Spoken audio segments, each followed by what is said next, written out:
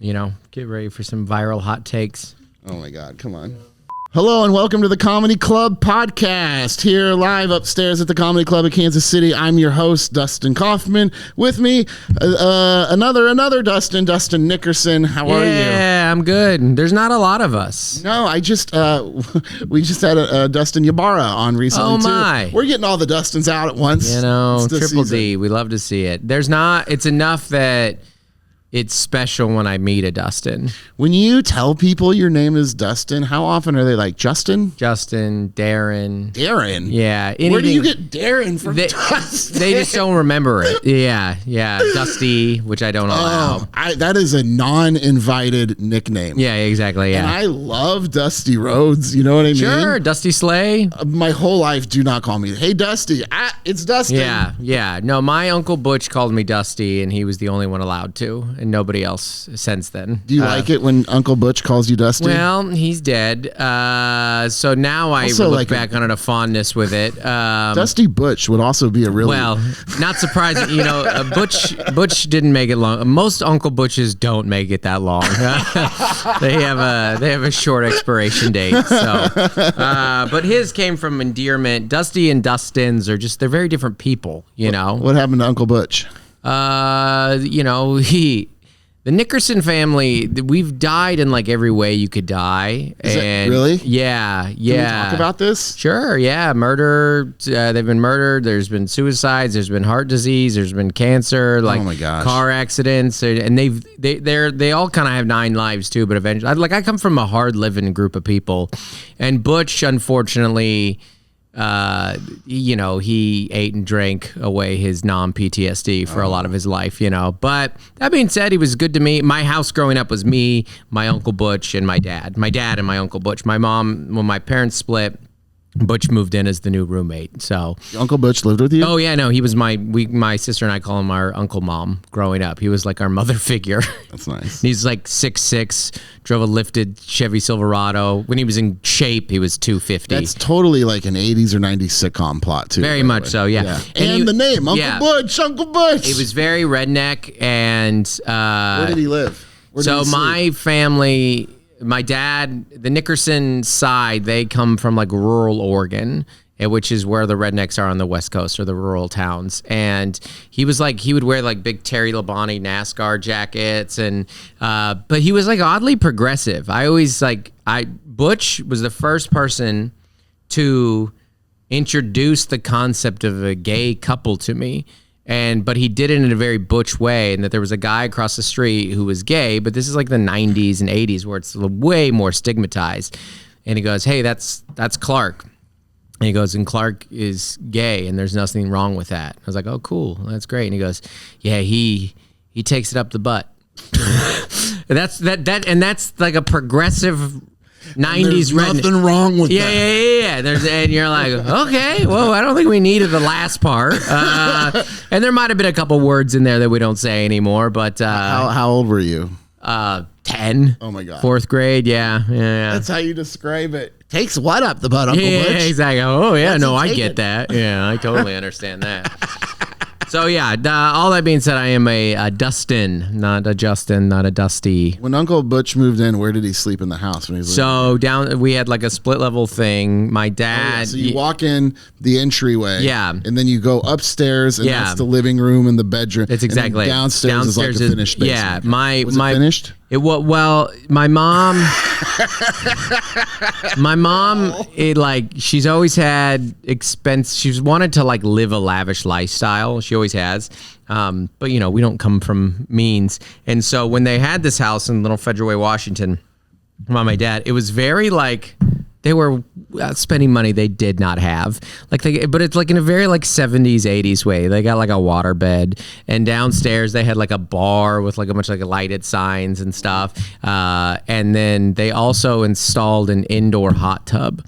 Downstairs? Downstairs. So Butch is living with a bar and a hot tub. So Butch moves in and the hot tub's gone. So Butch replaced the hot tub, which my dad was like, your mom's running me into the ground financially. Like, we are deep in the red. And the hot tub went upstairs, like outside. I don't think it got turned on again in 25 years. I think I remember going to that one time ever, and it was a hot day. You're like, oh, the cold hose water. So Butch was in like kind of a half-finished space downstairs. The bar remained, and that's where When you walked in, did he have beads or a curtain? Guns. Butch had guns displayed. Oh. Yeah, Butch. Yeah, but I grew up. But you didn't have to walk through hanging shotguns to get No. to his room. No. Oh no, no. He had a normal door. Okay, at the bottom of the stairs. So you'd walk in, childhood. You'd walk in and you go right to the garage, and then you go left to Butch's wing.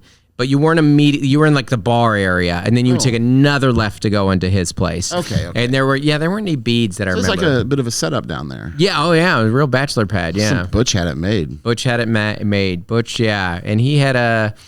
And I think when uncles move in, I don't think they're paying rent. They're like, I need a place. He very much was. Did he pay rent? He was helping my dad out. Oh, okay. Yeah. My dad had gone through the divorce, and he got full custody of me and my sister. That's the main reason I think Butch moved in. He moved in to help out. He moved into, and he had a divorce or two of his own that he was dealing with, and they worked at Alaska Airlines together. So my dad and my uncle were very close in that regard. Did you have uncles or aunts on your mom's side? Yeah, I still do. They, my Aunt Leslie, my Uncle Mike, yeah, they're all still around. So I can tell the difference between the Nickerson family and then your mom's side too, like your dad, because I mean, your dad is like Uncle Butch. Yeah, it's Uncle. Your mom's Butch, like, this is Aunt Leslie. Yeah, and Butch's son was Tater. Shut up, dude. We got a Duncan, we got a Bushrod, we got I come from real Bushrod. Yeah. These are all nicknames that stuck. Butch, Bushrod, and Tater. So there were 3 Jameses. James was a Butch. This is Sierra. We call her Sierra. Yeah. Rodney became Bushrod. Duncan was a given name. Sierra, can I just call you Bushrod Butch from Bushrod from now on? Okay. Yeah. Butch, Tater liked to call me Crusted. That was my nickname as the little runt in the Bushrod kind of sounds like it could be the name of a 70s porn film. Yes. Well, and not surprised, Bushrod was in charge of the fireworks show every year at the 4th of July. So Bush and Rod. That's very descriptive of what's going to be in this movie. Yeah. Bushrod, R.I.P. Great, terrible man, like a lot of my family. Bushrod was your uncle's son?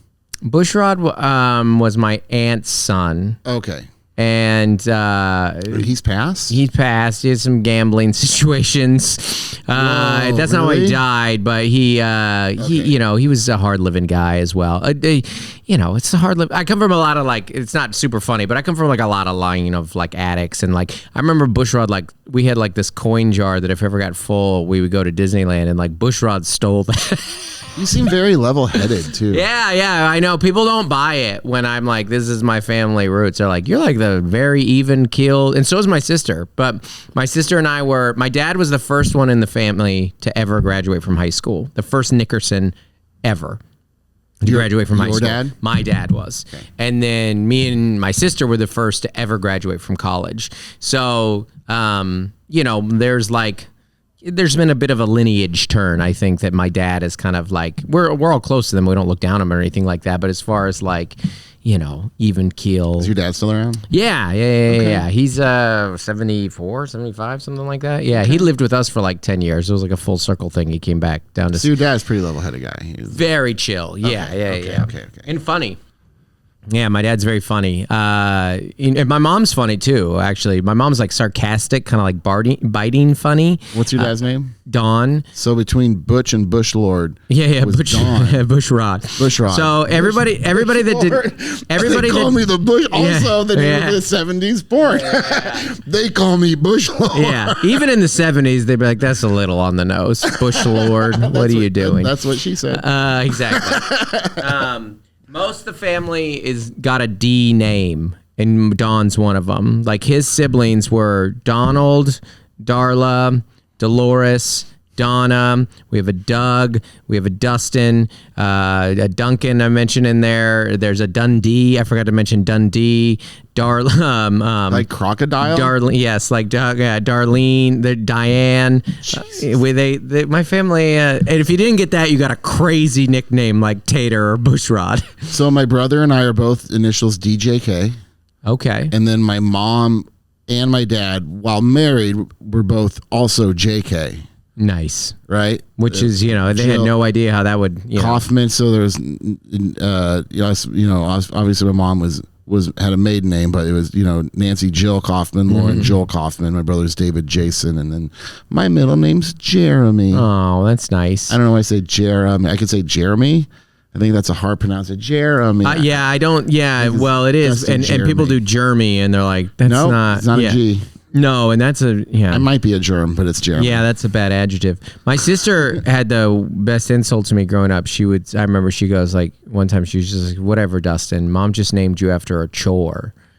And that's like that's an unbelievable child insult. Yeah. She'd be like, oh my gosh, I am named after a chore. Like, doing? I'm Just just Dustin. Oh, I should name my child that. What's your sister's name? Vacuum? Exactly. Yeah, Vacuuming?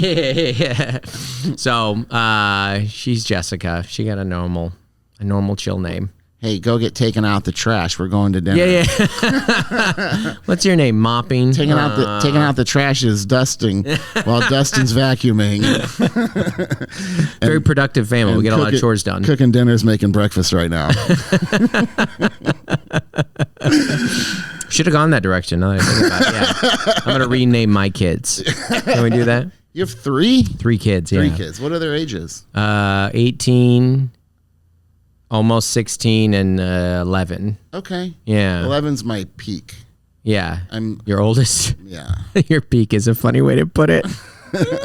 They're our highest achiever. No one will do better than the 11-year-old at their current life status. Yeah. So yeah, you're in it. Basically 10 and 11. By the time this comes out, they will be 10 and 11. Yeah. So. Oh yeah, and they're unsupervised right now. They are just out in the world, buddy. Yeah. At least for 29 more minutes when they get picked up. There's like I'll say it now because it's not like people can go find them. But are they like a mall or let me get on social media. If you'd like to kidnap my children, this is where they are. No, it's Deanna Rose Farms. It's like a petting zoo kind of a thing, and they have a kids Halloween thing, and so a couple of their friends are brothers, and they are almost 13. And okay, I didn't know they said can they go, and I'm like yeah. And then the kids start telling me that they're just getting dropped off. There's not going to be any parents there. Yeah. I'm like, that's not real. Why would that? And I text the mom. I'm like, hey, they're telling me there's not going to be adult supervision, but that just doesn't seem like it should. Like, yeah, my kids are almost 13. Like, well, they don't want to hang out with their parents. Man, I had to make a decision because I have a current 9, 2 weeks till 10, and 11 who real borderline. Yeah. No way I'm letting them go out without parents. Yeah. It's crazy that transition. Like when you're like, it doesn't even make sense. And it's in the dark at some outdoor thing in public, and you're just. But it is. By the way, your kids are thrilled about it. They couldn't be happier. They're so it's the best night of their lives. Ever. It is. Yeah. It does get crazy when they start getting self-sufficient like that, or when you get to that dream spot where the oldest can watch the rest of them. You're like, bye. I doubled down, and they were going to be with a sitter, but I doubled down since they're not going to be home till later. And I was like, I'm just going to let them, because they will do daytime alone for a few hours if I go to work. Sure, yeah. They come home from school. Maybe I'm still at work once in a while, but nights I don't do. I don't do nights yet. I don't do school night. I don't. Because bad stuff only happens at night.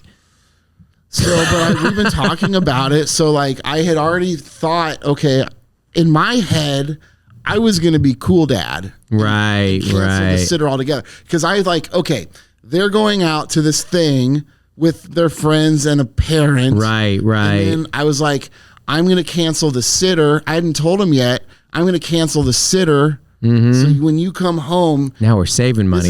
I was like going to surprise him. Like, this is going to be your first time alone at night for a couple hours. Crazy. I would have been so excited over that. And then they throw at me, there's no parents going to be there. And I'm like, dude, this trumps no baby. Yeah. Oh, and they're like, it's not a big deal, Dad. We're fine. We're totally fine. I'm 9 years old. Like, that's a bad argument that you're making. Yeah. I'm in the 4th grade. Oh my God, that's exactly. Yeah. I know the ages. Yeah, 3rd or 4th, one or the other. Yeah.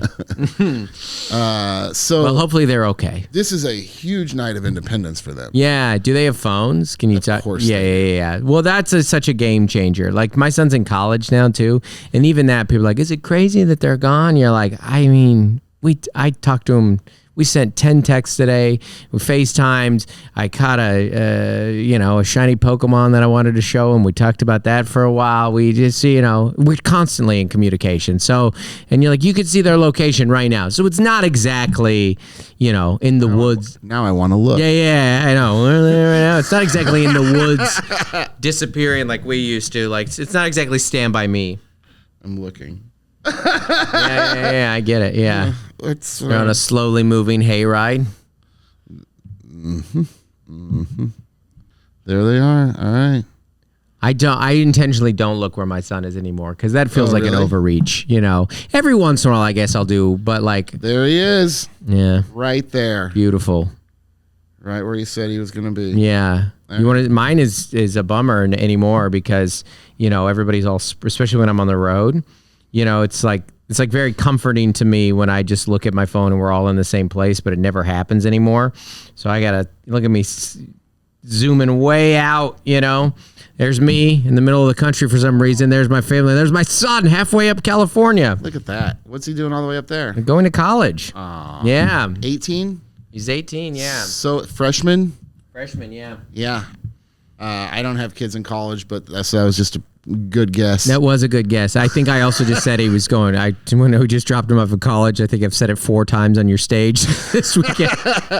Where's he going to school? San Jose State University. All right. Yeah, he's running there. He's a student. Yeah, he's doing good. Congratulations. Thank you. Yeah, it's great. We had a race today. That's those little makes you feel. Does it make you as a parent like, hey, my kid's in college?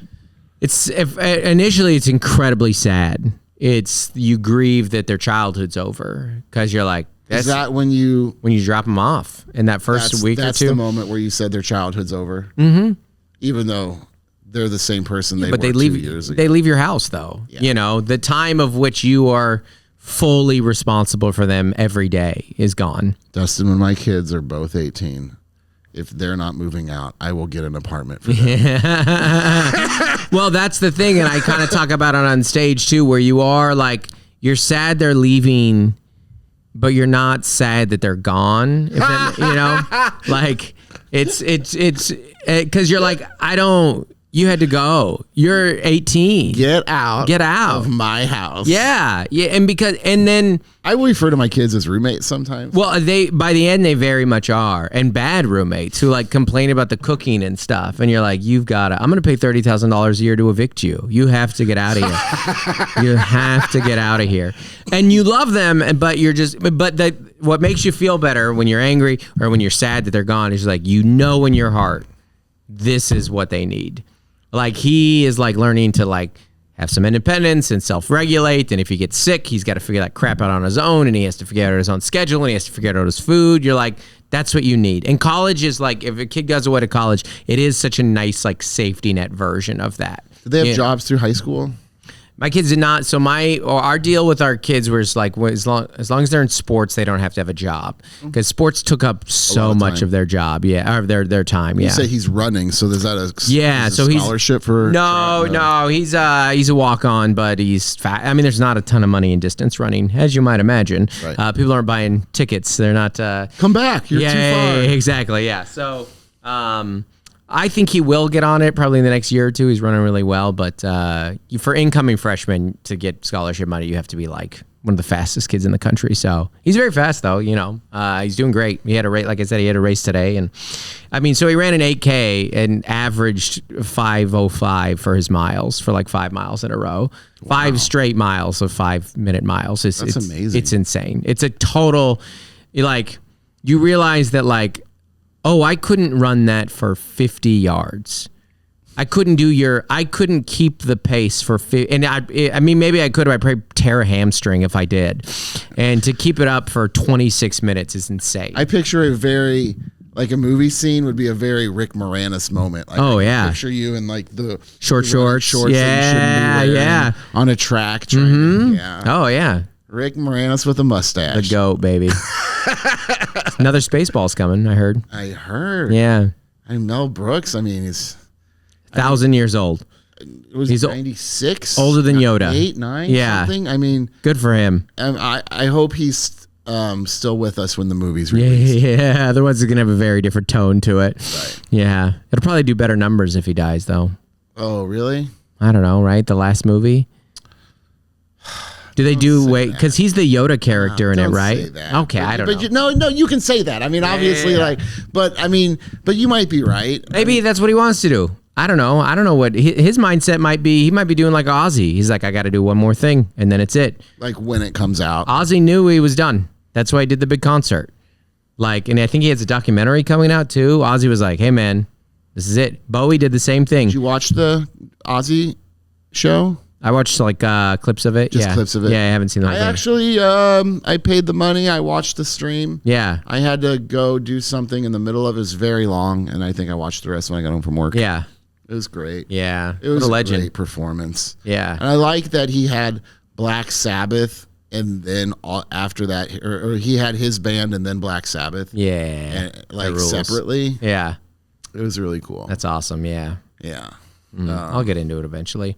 I gotta watch the John Candy one. There's so many documentaries. You gotta stay on top of these things. The Taylor Swift one. I heard the John Candy is. I heard it was good. It makes me too sad. That's why I don't want to watch it. But I mean, I guess I've heard it's kind of like hopeful, happy, sad. Yeah. But I don't watch sad movies. I'm like, just let me. When I watched Guardians of the Galaxy 3, I was like, I'm only gonna watch this once. I don't want to go through this again. The sad aspect of it? It's the saddest thing I've ever seen. You know, you're like, I can do sad movies one time. And other than that, I'm like, just give me a feel gooder and then let me get out of here. Life's sad enough on its own. What's a good feel good movie for you? Well, that you'll watch 100 times. Yeah. Oh, you know what I got like guilty pleasure movies. Like, you know what the worst movie that I watch every time it's on is Draft Day. Draft Day. Draft Day is a Kevin Costner movie about him being a football GM, and he has to draft for the Browns, and it's a terrible movie. It's written poorly. The acting's bad. The football's bad. It's got a great cast, like Chadwick Boseman's in it, Kevin Costner's in it. Wow. The older movie. Terry Crews is in it. Yeah, it's a good, and it's terrible. But it's a good terrible that I'm just like, I'm not going to go up or down. I'm not going to feel one way or the other. I'm just going to enjoy this as it's on in the background, you know? Rudy was a great, that was the... Yeah, but sad the whole way through and inspiration. I don't want to... That was a movie I would watch. My Girl was a movie I don't know that I watched several times. Yeah. Because it was very sad there, but... but you remember it and it left an impact, and that's great. I just don't... Batman I'll watch over and over again. I'll watch every Batman. Every Batman. You could put on Batman Forever, and I'd be like, it got a bad rep, but I didn't love it at the time. It was Batman, so I took it for what it was, and I wasn't like, this is crap. I just wasn't. Yeah. But, as rating it, you're like, okay, this is not my favorite. But as I get older, and you realize, okay, you had the 1960s, and then you had that, the camp for as far as campiness. They were trying to make it more campy. They were going back because Burton had made it so dark. That was so great. Yeah, it was. Yeah. I've heard people say that without that, Arnold Schwarzenegger and George Clooney, without that, you wouldn't have gotten the Christopher Nolan trilogy to go back. Yeah. They had to be sacrificed. It's so campy. The bat card, the ice skates, the nipples, paint. Yeah. So Bane was horrendous and just. It's such a like capsule. Yeah. I know. What a cast. I know. It's and then when you find out the stories that like Tommy Lee Jones hated Jim Carrey and like he couldn't stand him. Way later. Yeah, which checks out. Do I need to get on stage soon? I think right? Are they starting? I don't think so. This show starts at 8:30, right? Oh. We probably about there. What? This actually is a nice kind of warm up. Yeah. It's like 3 shows tonight. But yeah, I'll let you get down. We'll cut this just a couple minutes early tonight. What do you want to promote? What do you got coming up? By the way, thank you for doing this. I love that. I love you. You've been here so many, like from the first time you were here and just, building a relationship with you and just, watching you grow. And I love it. Thanks, Dustin. Yeah, I appreciate Dustin. that. Yeah, I think it's nice to be here. I don't have anything new out to promote. I got a podcast and specials, and I'm out there. See me on tour, whatever you're doing. At Dustin Nickerson. That's correct. Yeah. And subscribe to the Comedy Club podcast. Please Yeah. tell your friends. It's the more people that watch, the less worthless we feel. So True. subscribe. That's very true. Tell your friends. I like how you're turning your. Yeah. Oh yeah. But we can both look at this one. Hey. Subscribe, you shit man. Thank you. We'll see you next time. Bye, guys. Bye. Bye. Thanks, man.